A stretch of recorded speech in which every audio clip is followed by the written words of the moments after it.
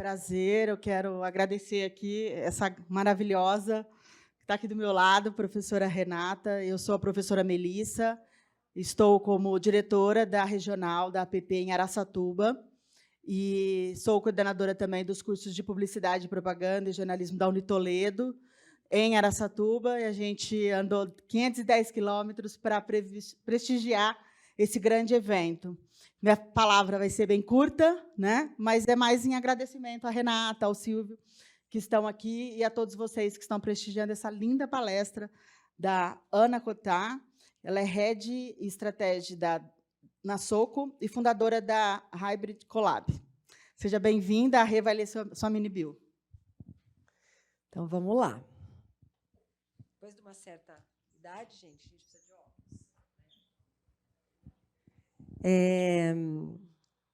A Ana é Head of Strategy na Soco e fundadora da Hybrid Collab. É assim que fala, né, Ana?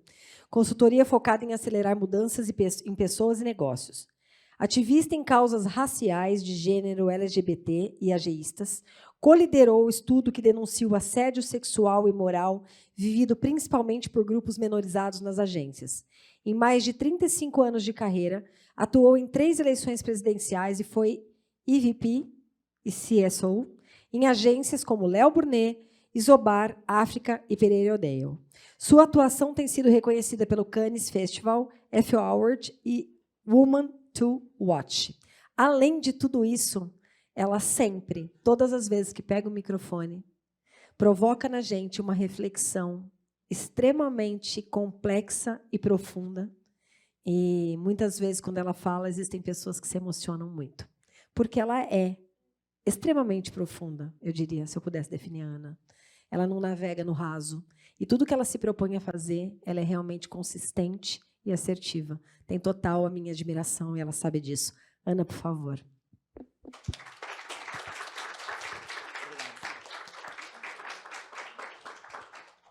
A expectativa não é a alma do negócio. A diversidade a gente discute, mas a expectativa realmente não é uma boa. Mas, ok, vamos lá, prazer estar aqui. Obrigada, Rê, Silvio, que está lá fora, pelo convite para estar aqui com vocês hoje.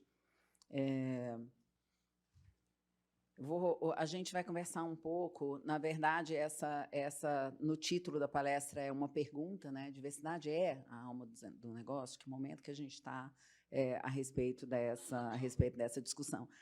Como essa é uma pergunta muito grande, eu vou tentar respondê-la aqui, na medida do possível, com alguns pontos de reflexão a respeito do que significa estar discutindo diversidade na realidade brasileira, tá? Nessa realidade onde a gente está colocado hoje. Então, o primeiro ponto, que talvez para vocês não seja uma novidade, mas eu gosto sempre de trazer para poder lembrar para as pessoas que a gente não fala de diversidade e inclusão, a gente fala de diversidade, equidade e inclusão.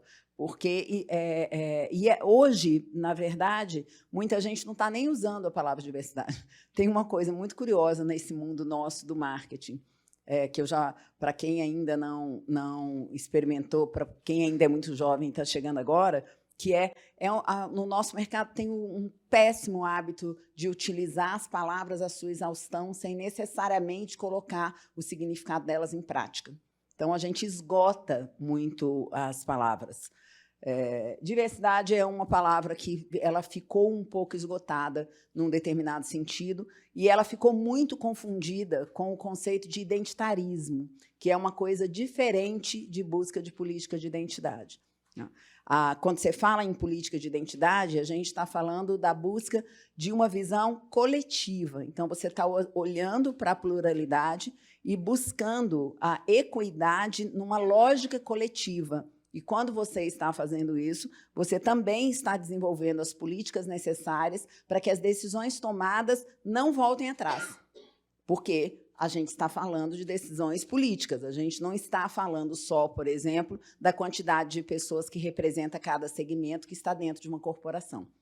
Então, existe uma confusão hoje muito grande, toda vez que você fala diversidade, porque as pessoas pensam assim, diversidade é quantos homens eu tenho, quantas mulheres. A gente costuma brincar que tem uma foto, a tradicional foto da diversidade, a tradicional foto do temos a diversidade, que você coloca ali uma pessoa branca, coloca uma pessoa preta, coloca uma pessoa, atualmente você coloca uma pessoa trans. Então, assim, então eu tenho uma pessoa trans no quadro da empresa, eu sou uma empresa diversa.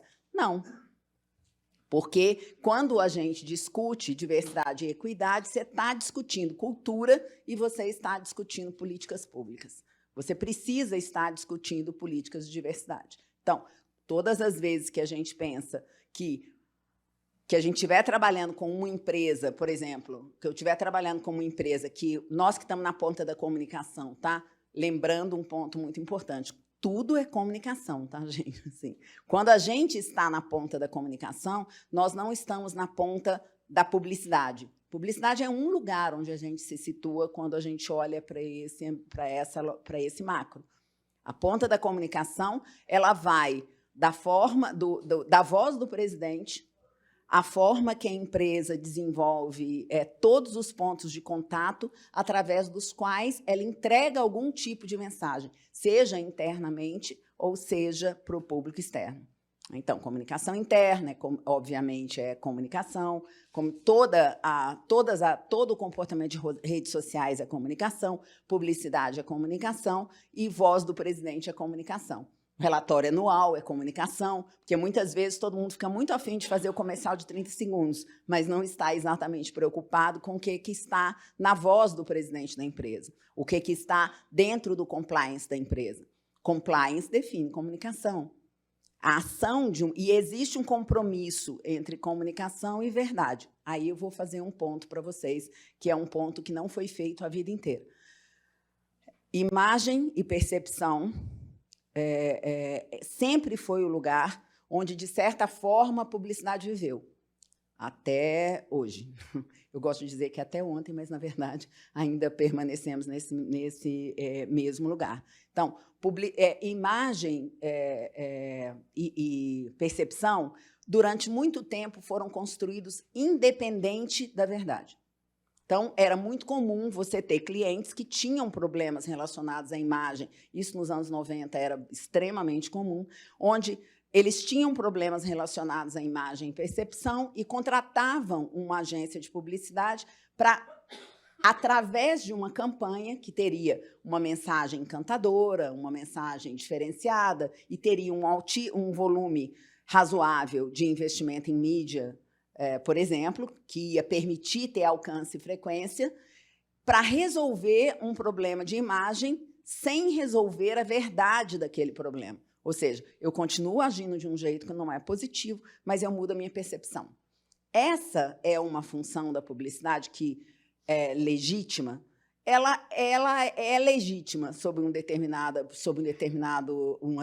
perspectiva. A pergunta que se deve fazer ela é ética? Ou seja, faz sentido eu criar uma imagem, uma percepção diferente dos meus compromissos reais, diferentes da minha verdade? É possível eu fazer isso enquanto eu construo a verdade, correto? Porque realidades de corporação não são mudadas da noite para o dia.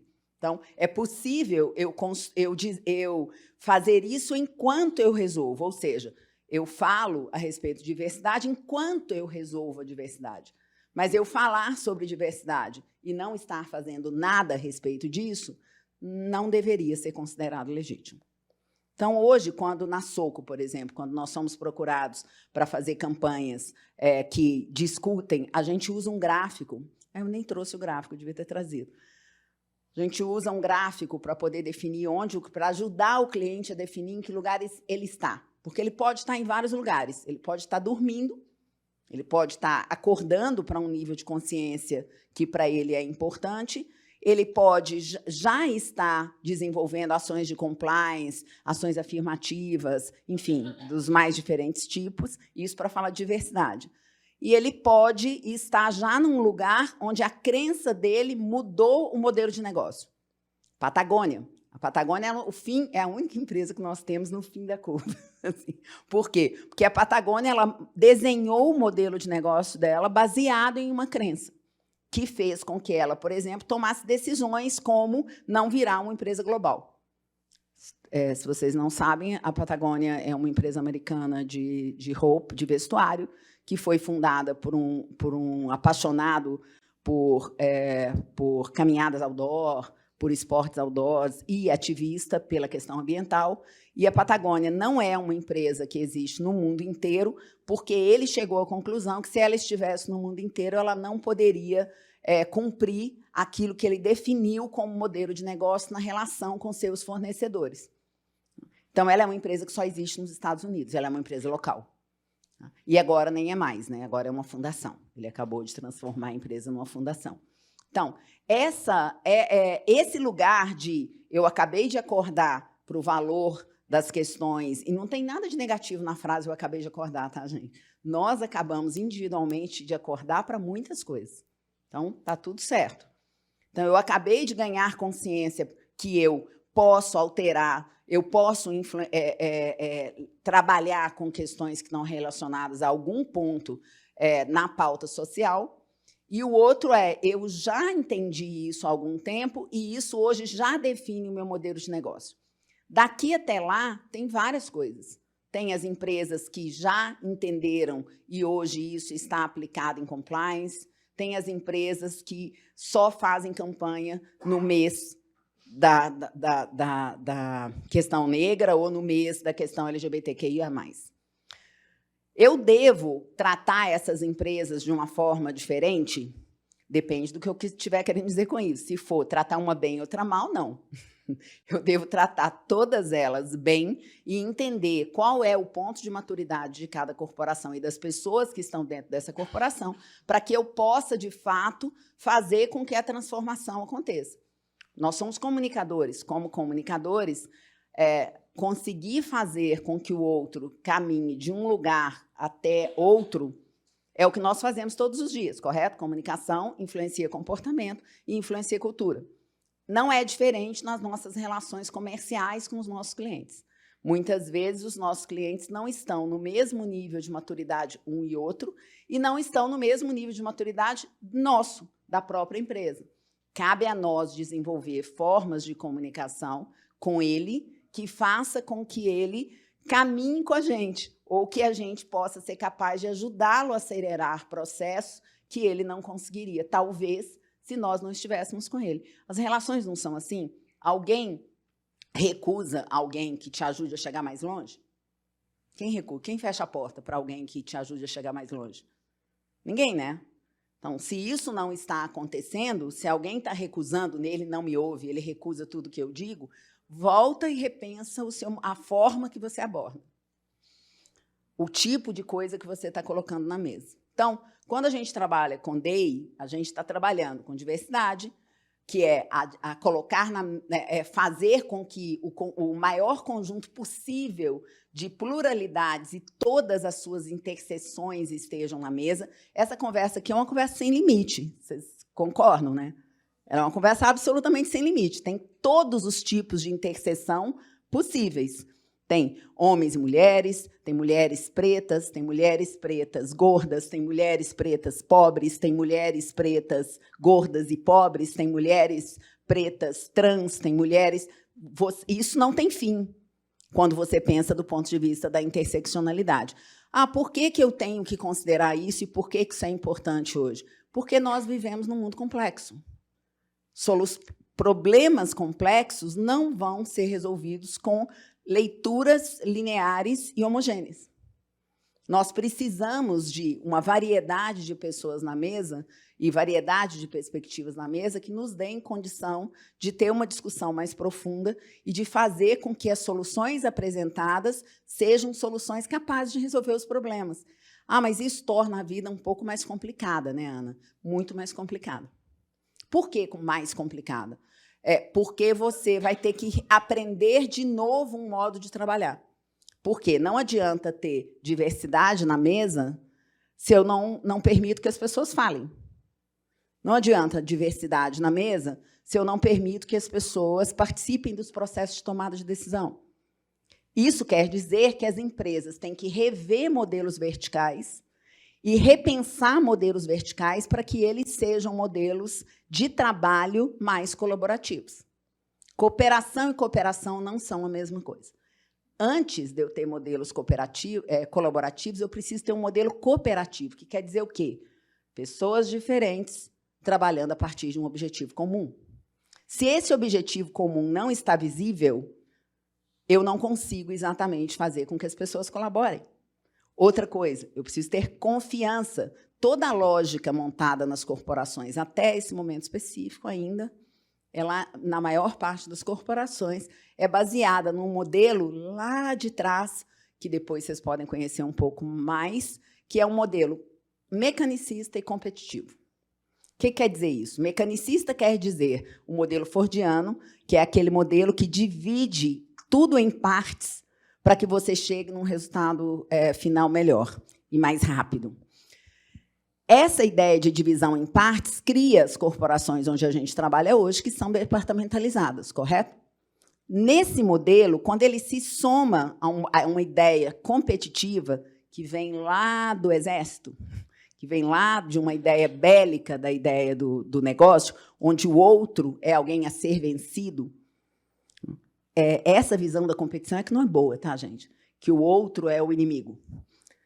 Então, isso impede, muitas vezes, cooperação entre corporações, porque elas competem no mercado. E hoje, por exemplo, tudo que a gente precisa é cooperação entre corporações, para um conjunto enorme de decisões. Não adianta as corporações só atuarem individualmente. Então, essa ideia da competição que define que o outro é inimigo, o que ela gera? Um conjunto enorme de líderes que acreditam em dividir as pessoas ou em estimular a competição entre as pessoas para alcançar o resultado desejado e gera uma relação de não confiança.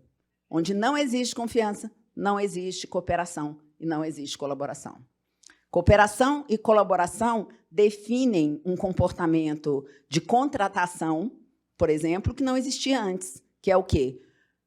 Buscar no mercado lideranças afetivas o suficiente para que elas sejam capazes de agregar times e de fazer com que as pessoas trabalhem por um objetivo comum. E contratar pessoas capazes de gerar confiança e altamente comprometidas com aquilo que elas fazem, para que os times não entrem num lugar onde eles percam a capacidade de andar juntos, sabendo que todo mundo conta com todo mundo. Uma das características do trabalho em time é que o trabalho em time é sempre sobre o time. Não é sobre uma pessoa só. Quando uma pessoa no time abandona o time, por qualquer circunstância, e faz isso por uma questão de não compromisso, ou seja, não foi conversado, não foi falado, não foi explicado, ela desestabiliza o time e gera uma sensação de não confiança. Quem trabalha em processos colaborativos, como eu trabalho, sabe o que acontece depois. Eu tenho profissionais que, se fizerem isso 2 vezes, a agência para de trabalhar com eles. Eu não preciso fazer nada. Eu gasto horas, às vezes, do meu dia lidando com esse processo, que é esse processo de recusa dos times de perfis que não geram confiança. E é um dó, porque eu vejo pessoas de 30 anos nesse lugar, porque elas não aprenderam a fazer dessa forma, nem mesmo nas faculdades, porque elas ainda vêm de uma lógica de trabalho em equipe, que é a gente reúne, cada um decide o que fazer, todo mundo some, aí todo mundo faz a sua parte, junta de novo, cola os pedaços, tem sempre alguém que se fode. Estou errada? Mudou? Então, já passaram uns 30 anos e as coisas continuam exatamente no mesmo lugar a esse respeito. Então, não existe... Você não aprende a criar os diálogos necessários, você não aprende a criar os diálogos necessários para que a lógica de trabalho em time, de fato, aconteça de um jeito colaborativo e de um jeito saudável.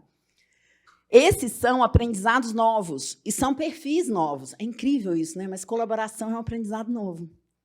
Olha que interessante. Outra coisa, capacidade de diálogo. Se não tiver capacidade de diálogo, isso aqui não vai funcionar, não. Porque você vai pôr pessoas com culturas completamente diferentes em volta da mesa, e essas pessoas não vão exatamente conseguir se entender.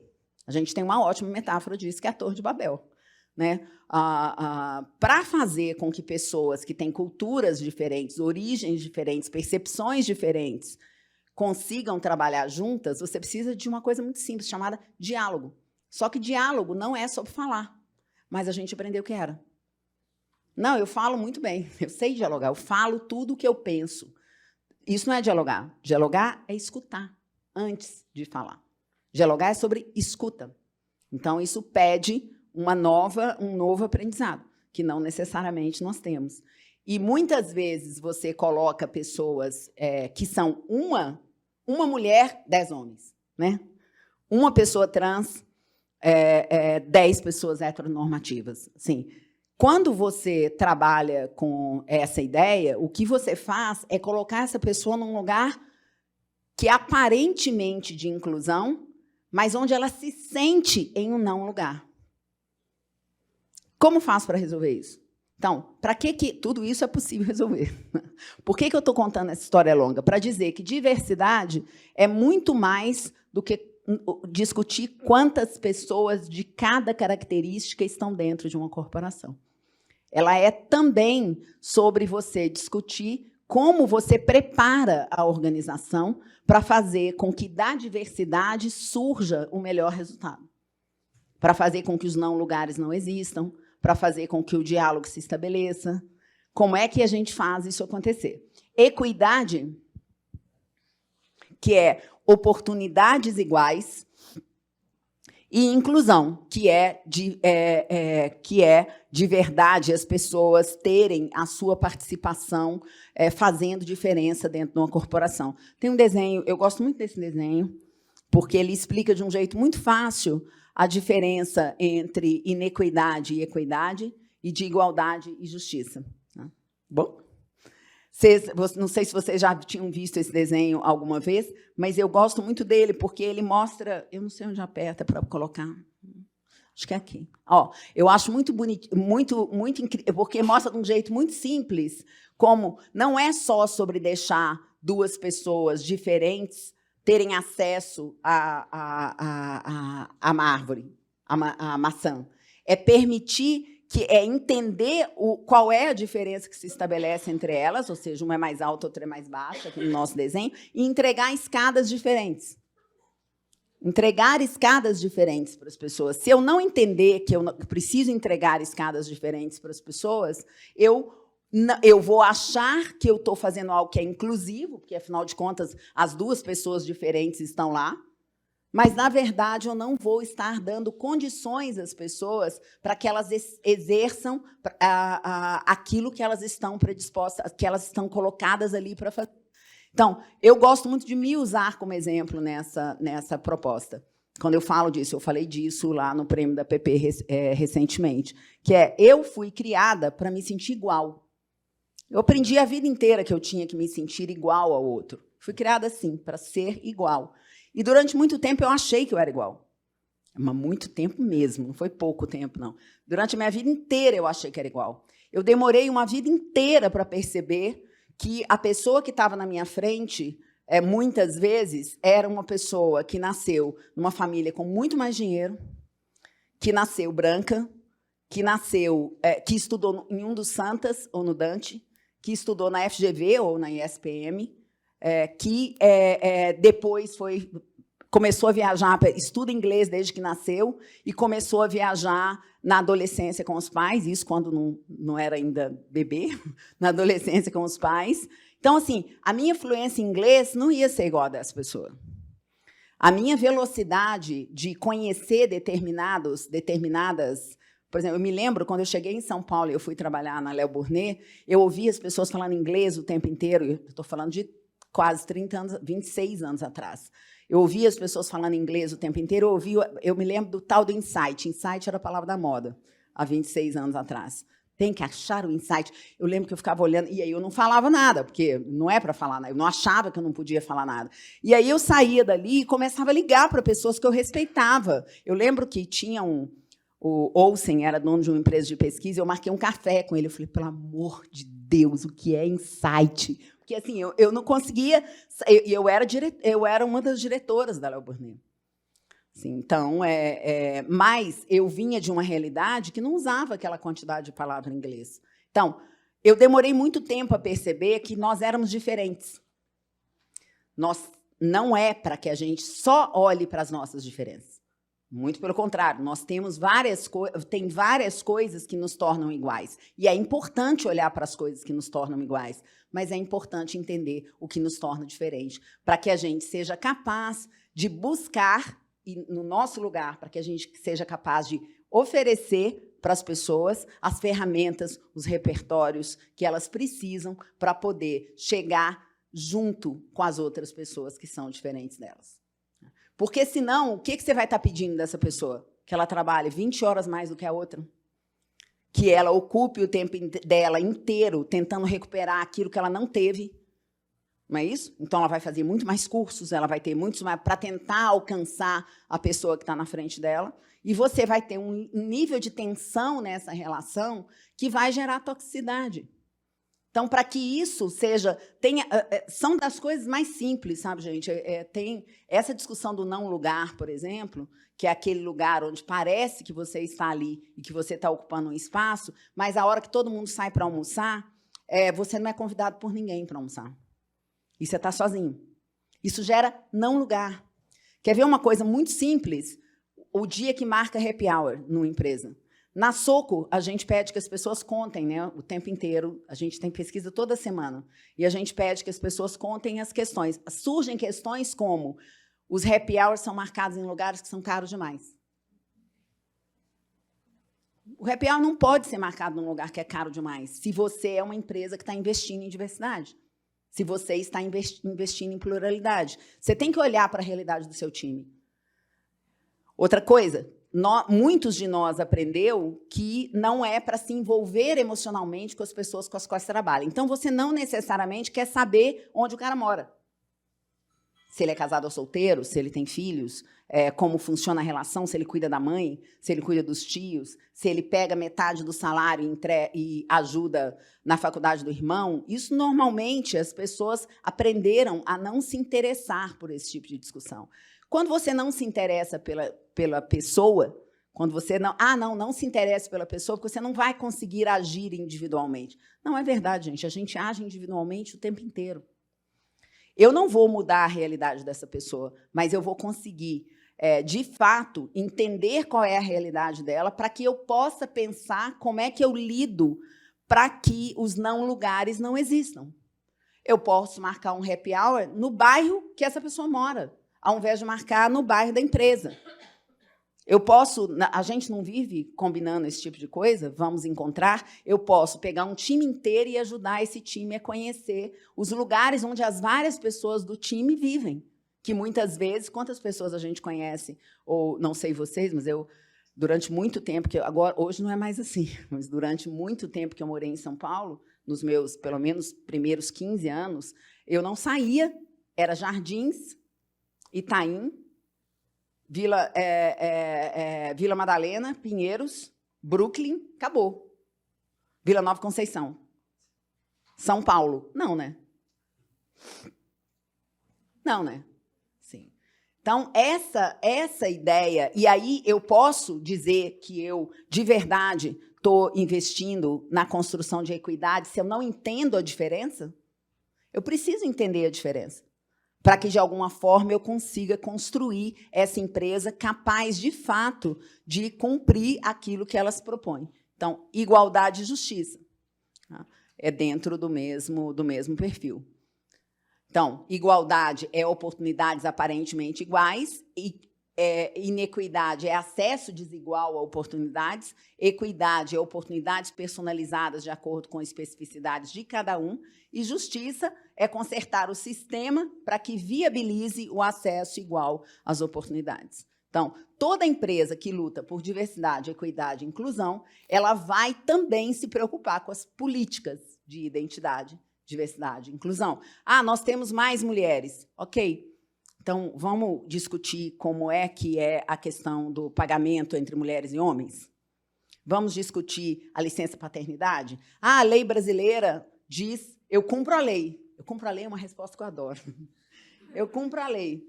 Então, ok, mas você está em coerência com as suas crenças? Você está em coerência com seus valores? Você está em coerência com o seu propósito? Ah, não, mas a lei diz que... Não, a lei não foi feita a partir das suas crenças e dos seus propósitos. Então, se você tem uma crença, tem valores e tem o seu propósito, você vai agir além da lei. No Brasil, hoje, na Soco, os homens têm 6 meses de licença paternidade, exatamente igual às mulheres. Então, essa é uma realidade, a Soco é uma empresa brasileira, mas essa já é uma realidade de várias empresas internacionais que estão no Brasil, como, por exemplo, o Twitter, como, por exemplo, o TikTok, e assim vai para outras empresas. Às vezes não são 6 meses, são 3 meses, e em alguns casos, como é o caso da Soco, a decisão da licença paternidade e maternidade é um combinado entre pai e mãe. Então, por exemplo, o pai pode retirar um pouco depois com a mãe, se por acaso esse for combinado. Então, não precisa ser exatamente no mesmo momento. Porque aí a gente está fazendo o quê? Construindo equidade. Vocês querem ver uma regra que foi uma frase que é totalmente, que fala totalmente sobre inequidade, que foi usada durante muito tempo?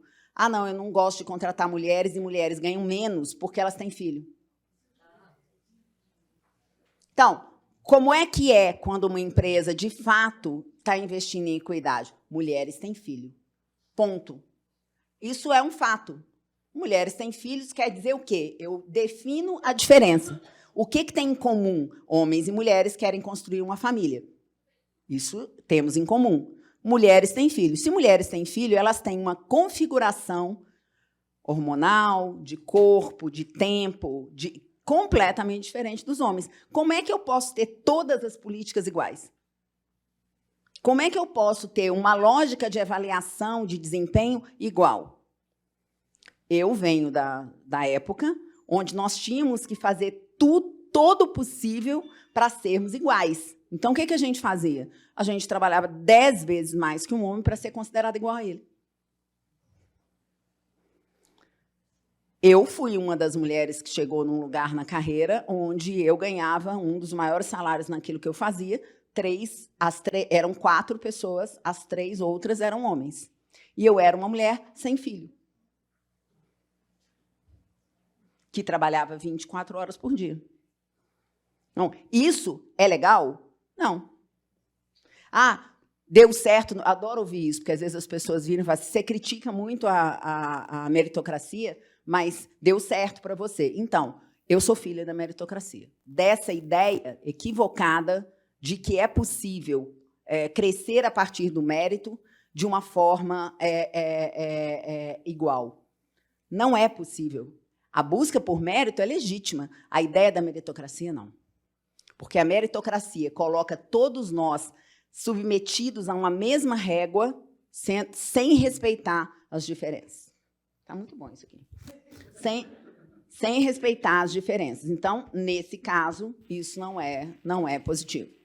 Então, eu agradeço por ser filha da meritocracia, já que eu consegui chegar no lugar onde eu tinha que chegar. Sim, depois de 3 burnouts, um deles 3 meses sem conseguir trabalhar, e depois de uma escolha que até hoje eu não me arrependo, porque foi a decisão que eu tomei, mas de uma escolha de dedicar minha vida ao trabalho. A mais nada. Isso não é justo. A gente está falando de construção de justiça. Então, esses conceitos, quando a gente fala de DI, quando a gente fala de construção de diversidade, equidade e inclusão, a gente está falando de rever um sistema inteiro de regras, de réguas, de valores, de conceitos. Isso vai acontecer da noite para o dia? Não. É muito importante nós lembrarmos que há 100 e poucos anos atrás, nós éramos um país onde ainda existiam escravos.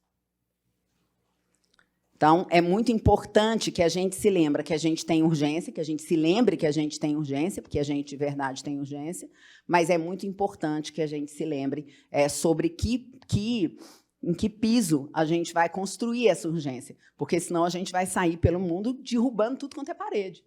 E o teto vai cair na nossa cabeça. É tão simples quanto isso.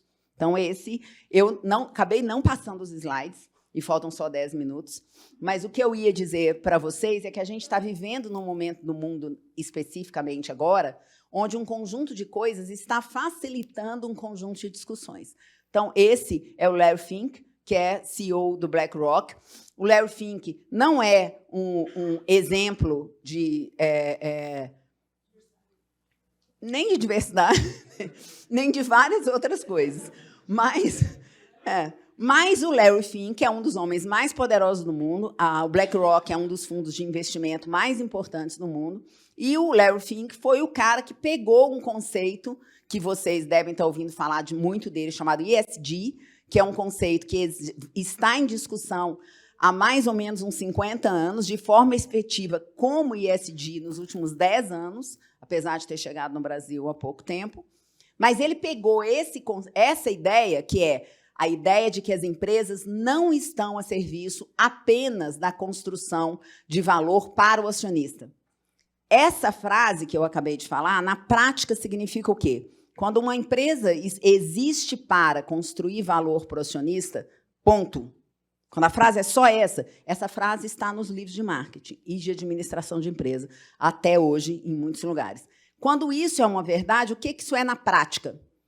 Não importa o caminho. O caminho não existe. Porque se a empresa está a serviço da construção de valor para o acionista quer dizer lucro, mais lucro. Não importa qual é o caminho que eu percorro para que o lucro aconteça. Isso não é bom. Isso está em discussão há 50 anos, eu juro por Deus. Vocês vão achar que vocês vão rir da minha cara, mas não é verdade. Isso está em discussão há 50 anos. Quando que isso começa a ganhar uma importância de discussão enorme? Quando o Kofi Annan vira presidente da ONU, e em uma das suas palestras, ele fala a respeito da necessidade da gente mudar esse princípio e deixar claro que as empresas estão a serviço de todos os seus stakeholders, o que, na prática, significa que é possível construir saúde para a sociedade enquanto eu construo lucro. Para que isso seja uma prática real, eu tenho que mudar a régua que avalia o presidente. Não só o presidente, todo C-level de uma corporação. Hoje, a régua define que o que faz com que eu acho que um presidente é bom ou ruim e faz com que ele ganhe bônus é lucro. É dinheiro. A régua não pode ser só dinheiro. Como não pode ser só dinheiro no ponto de vista dos países. Hoje, como é que se avalia um país desenvolvido? Pelo produto interno bruto. Lucro. De novo, dinheiro. Uma medida única de desenvolvimento, ela leva a gente para um tipo de discussão atravessada. A discussão está errada, porque a discussão ela não vai envolver o caminho. Isso que eu estou falando tem um nível de complexidade muito, muito, muito alto. Por que tem um nível de complexidade muito, muito alto? Porque não é sobre apertar um botão. Vai ser suficiente eu criar uma empresa que tenha diversidade do ponto de vista numérico? Não. Eu vou ter que discutir a régua. Eu vou ter que discutir as ferramentas. Eu vou ter que discutir um conjunto de elementos que não está em pauta necessariamente quando essa conversa entra dentro de uma corporação.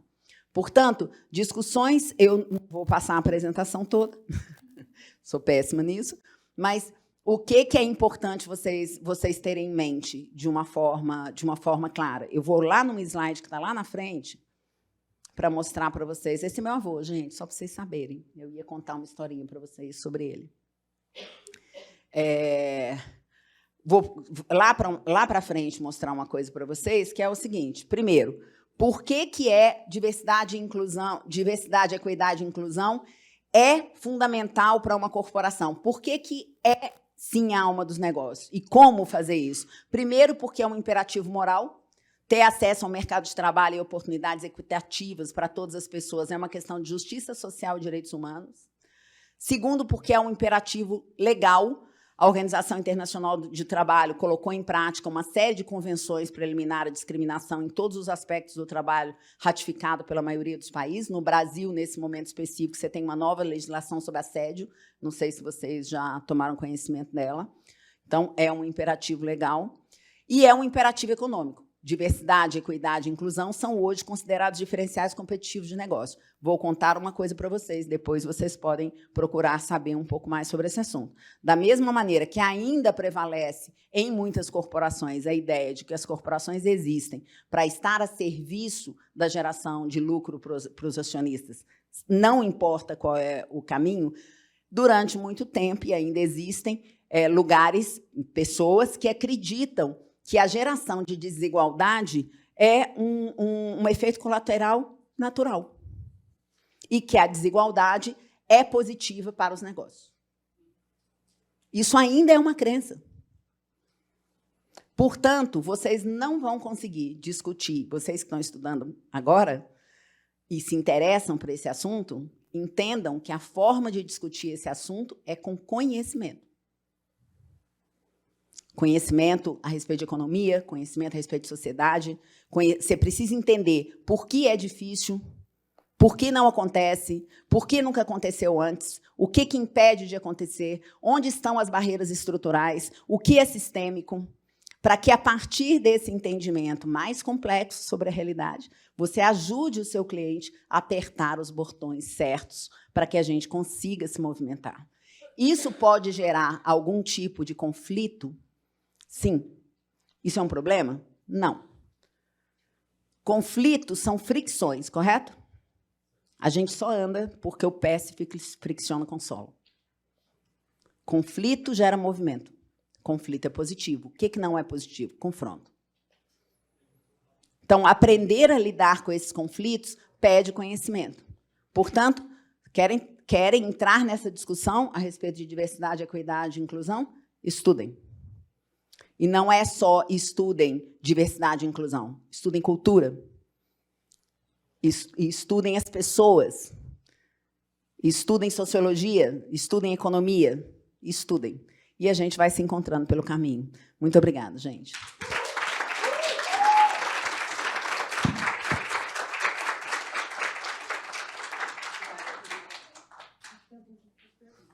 Gente, alguém quer fazer alguma pergunta? Tem um tempinho para pergunta. Pessoal?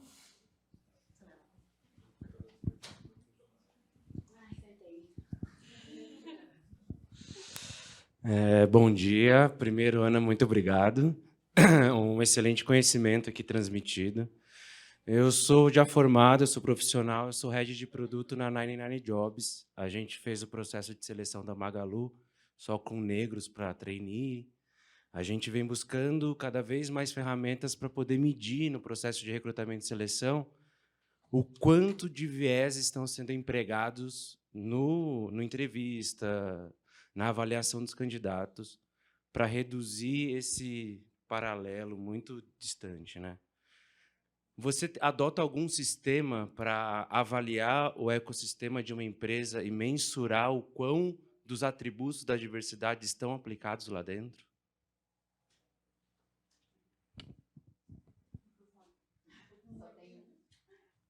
Não, tem um aqui, ó, deve dar para tirar, não? Então, eu diria que é necessário aplicar, ir até além. Você precisa aplicar, e aí eu acho que uma boa conversa com a área de RH é importante, porque as empresas elas fazem um conjunto muito grande de pesquisa, dependendo do tamanho da empresa, mas, muitas vezes, essas pesquisas elas estão muito focadas na questão do clima. Você está satisfeito? Você não está satisfeito?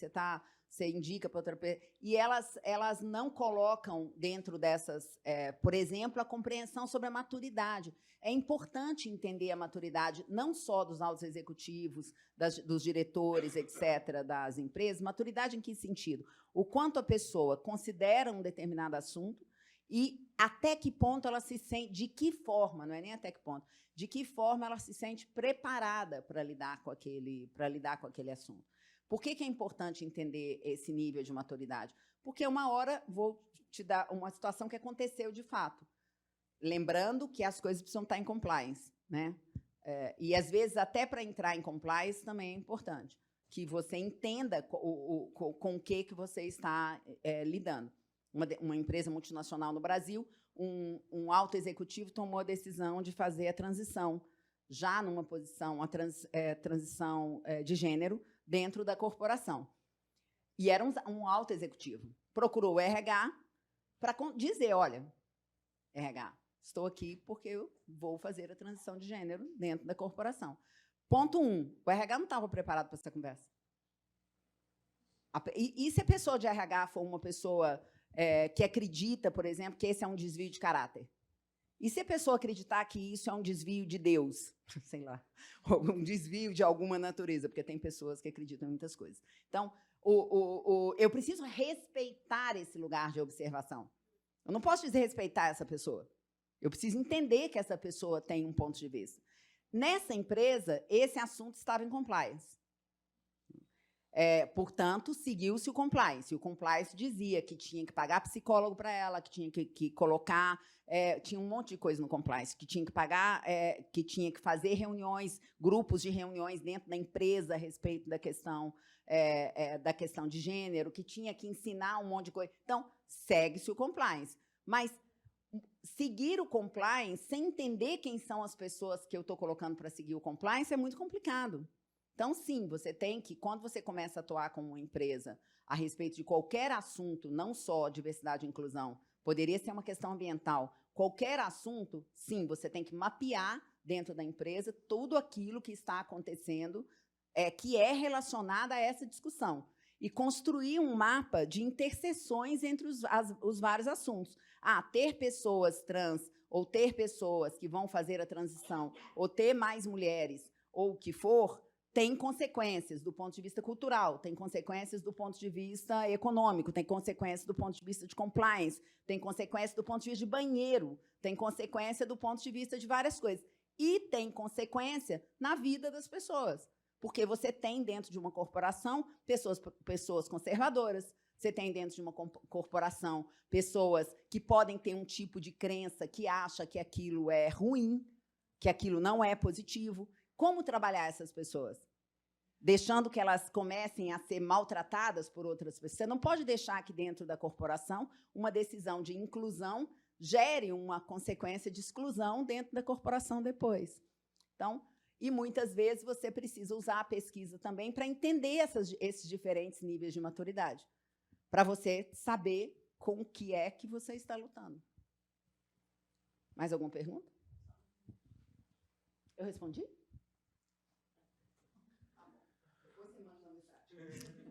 Bom dia, meu nome é Felipe Sinha. Ana, primeiramente, muito obrigado pela palestra. E mais uma dúvida que eu tenho sobre todas essas questões de problemas sociais, enfim, envolvendo diversidade, questões de meio ambiente.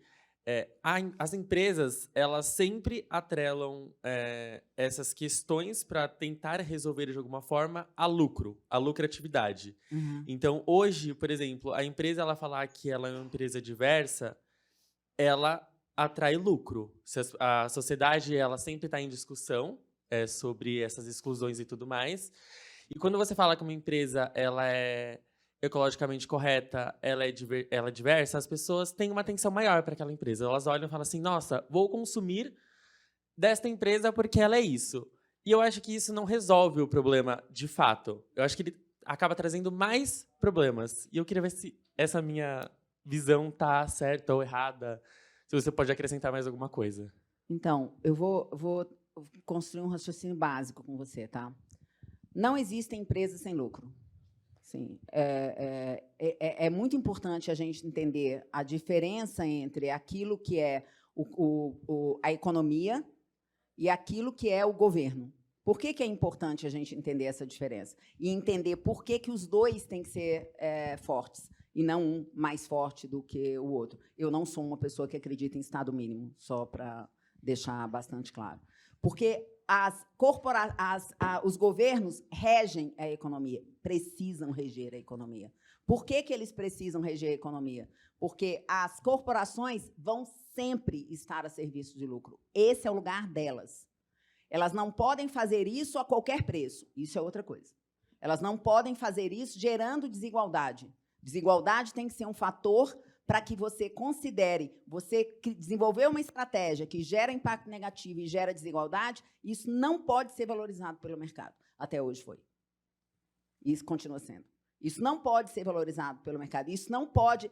O conceito de exteriorização de dano, que é o dano não é meu, ele não é culpa minha, ele está fora, ele precisa ser revisto. Ele precisa ser revisto. A ideia de que as coisas se resolvem sozinhas precisa ser revista. A ideia de que eu posso gerar um dano sem que esse dano seja problema meu, porque ele é problema do governo, precisa ser revisto. Mas qual é o papel do governo? O governo legisla sobre tudo aquilo que diz respeito à sociedade. Então, ele vai definir leis trabalhistas, ele vai definir leis de privacidade, ele vai que muitas vezes não vão ser benéficas às empresas. Ele vai definir leis ambientais, ele vai definir leis das mais variadas, que vão, muitas vezes, não ser positivas para a economia. É natural que não seja. Esse embate de discussão precisa existir, porque, de um lado, vai ter pessoas que vão estar atuando para a geração de lucro como princípio, que são as corporações, e, do outro lado, você vai ter organizações que vão estar atuando a partir da sociedade. As empresas podem atuar a partir da sociedade? Nunca vão. Como princípio, nunca. Elas podem ganhar consciência de que elas também influenciam o comportamento social. Mas um exemplo que eu adoro dar é o exemplo do lixo. Quem é responsável pelo lixo? Segundo as leis brasileiras, uma responsabilidade compartilhada entre consumidores, empresas e governo. Você sabe o que isso significa na prática? Que ninguém é responsável. Essa é a conclusão. A lei que define que a geração de resíduo é responsabilidade, que a responsabilidade da empresa não acaba em relação ao produto à hora que ele sai da loja, precisa ser criada. Então, isso é um equilíbrio entre coisas. Agora, você pode ter empresas que atuem de uma forma melhor do que elas atuam hoje, com verdade, ética, gerando confiança e com intencionalidade, gerando lucro e gerando valor social ao mesmo tempo? Sim. Isso hoje existe em volume? Não. Nós estamos num processo de transição. Esse é o lugar do mundo onde nós estamos agora. Nós estamos saindo de um lugar, num ponto, indo para outro. Estar em transição é o nosso papel nesse momento específico. Ajudar as narrativas de transição a serem construídas. É isso que nós temos que fazer. A comunicação nunca foi tão importante quanto é nesse momento específico. Agora, nós vamos achar que está tudo perfeito? Não. Não, gente, vai ser uma confusão mesmo. Diga. A última pergunta do convidado já chegou. Daqui a pouco, da última vez que eu tive aqui, quase me expulsaram. Bom, Ana, primeiro, parabéns e muito obrigado, né? A minha preocupação, e o que tenho colocado isso de uma forma talvez até reincidente, é para onde está caminhando a sustentabilidade do negócio, né? Inclusive, e talvez principalmente, de comunicação, por conta desse fórum. A gente tem percebido, eu tenho 65 anos, infelizmente tenho o meu próprio negócio, e não é raro, aliás, estou dizendo, é extremamente frequente, às vezes que eu entro numa reunião, seja ela virtual, seja ela presencial, em que eu não seja o elemento mais velho da sala. Hoje eu sou a mais velha da empresa inteira. Né? E aí. muito mais jovem do que eu. Tá. Mas a sociedade caminha para sermos velhos, né? Como é que você vê essa questão de que, para ser sustentável, para que a sociedade permaneça e continue sendo sustentável, a inclusão de gente mais velha no mercado de trabalho é fundamental, né? Porque a gente percebe que, principalmente no mercado publicitário e de comunicação, o ser jovem parece ser condição sine qua non para o sucesso do negócio. Isso a gente percebe no mercado de comunicação, nas startups, né? Como é que você está vendo esse movimento? Ele está acontecendo, ele não está acontecendo, ele vai acontecer? Qual é a sua sensação a respeito disso? Acabou de Então, falar isso comigo no começo, né? Para eu falar isso rapidamente, por favor. porque é uma conversa longa, o que eu tenho para dizer é o seguinte: a discussão a respeito do etarismo, ela não é uma discussão das pessoas mais velhas. Se ela continuar sendo uma discussão das pessoas mais velhas, eu tenho muita pena das pessoas que têm 30 anos hoje. Eu encontrei uma realidade igualzinho à realidade. Eu confesso que eu não tenho sido afetada por essa realidade. Eu sou uma pessoa de 57 anos que ajuda a liderar uma das empresas mais jovens do país, que é em publicidade, que é a Soco. Eu hoje sou, pela primeira vez, a pessoa mais velha da empresa, mais velha que o meu CEO. Meu CEO deve ser uns 20 anos mais novo que eu. Então, essa... Mas isso não quer dizer que eu não esteja vendo a realidade e que eu não saiba que, provavelmente, eu fui afetada por ela, eu só não vi. Assim, porque a realidade está colocada. Então, a questão da discussão do etarismo, ela é parte de uma construção de imaginário que a gente tem que mudar. Então, todo o imaginário a respeito do tempo, nos seres humanos desse planeta, não sei em outro, mas tudo que a gente sabe relaciona tempo e perda. Então, o que significa envelhecer? Perder. Você perde hormônio, você perde flexibilidade, você perde elasticidade, você perde, na visão de muita gente, provavelmente, inteligência. Você perde velocidade, na visão de várias pessoas. Você perde. Essa ideia que associa o tempo à perda precisa ser revista. Isso é um imaginário absolutamente negativo. Quase toda discussão relacionada à questão do tempo está relacionada ao físico e ao desejo de manutenção de uma aparência que me leve de volta para um tempo que já acabou. Isso é cruel, é tóxico, não se faz esse tipo de coisa. Quando eu penso... Então, manter, porque eles são demitidos.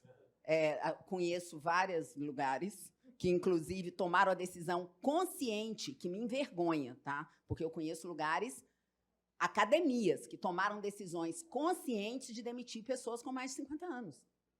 E demitiram todas. Então, isso ainda acontece em pleno século XXI. Então, esse assunto está sendo resolvido? Não. Se ele não for resolvido, e ele não pode ser um assunto de pessoas com mais de 50 anos, tanto que eu não falo sobre esse assunto. Eu já falei, esse assunto não é meu. Esse assunto é do menino que está sentado lá agora, com 35 anos, assumindo uma diretoria. Ele precisa aprender a olhar sobre outra perspectiva. O meu papel aqui é não corresponder à viagem dele. É não corresponder ao imaginário que criaram para mim, porque eu tenho mais o que fazer do que corresponder à expectativa que os outros têm da minha idade. Então, assim, eu tenho orgulho de dizer que eu sou uma mulher de 57 anos, vou ter orgulho de dizer quando eu for uma mulher de 60 anos, e assim por diante, e vou ter orgulho de cada fase que eu estiver vivendo dentro dessa lógica. Agora, não resolver esse problema, eu sinto dizer, gente, vai cair na cabeça de todo mundo.